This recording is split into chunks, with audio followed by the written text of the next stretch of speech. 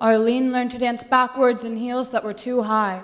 Brett prayed for a shaggy mustache made of mud and hair. Cindy just couldn't keep her windy legs together. Dennis never learned to swim. Emily whispered her gusts into 1,000 skins. Franklin, far-sighted and anxious, bubbled villages. Gert spat her matronly name against the city's flat face. Jose liked the whipping sound of slapping. Lee just craved the whip.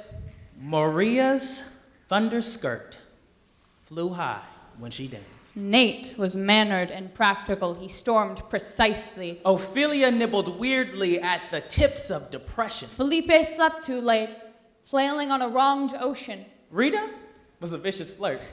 She woke Felipe with rumors. Stan was born business, a gobbler of steel. Tammy crooned country, getting the words all wrong. Vince died before anyone could remember his name. Welma opened her maw wide, flashing rot. None of them talked about Katrina. She was their odd sister, the blood dazzler.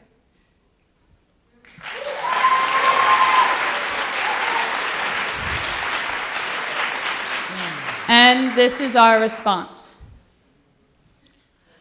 I came across a catalog with names and faces. Ruth rang for help but was told to call back. Betty was blown away when she answered the door. Hedda was accused of not protecting her young, but the bird was shot before the eggs were cracked. Tiara held her purse strings too tight and her kids suffered for it. Tracy triumphed 13 slashes in the time it took for police to come. Nathan dodged questions, but you can't play dodgeball with bullets. Linda wouldn't stop defending her man, for the acid in her eyes made her blind to the fact that she could. Junior was given the Fifth Amendment, but not the right to use it. Francine lit him up with a fire that he had been smothering for 13 years. Junior stopped living the day his executioners, police officers, handcuffed him. Amy's kids waited for Mom in the car while Dad wouldn't let her leave the kitchen.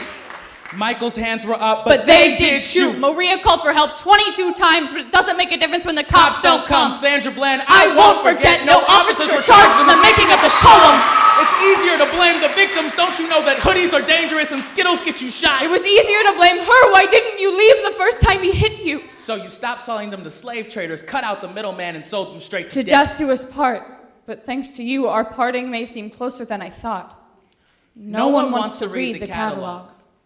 They pick up the tabloid instead.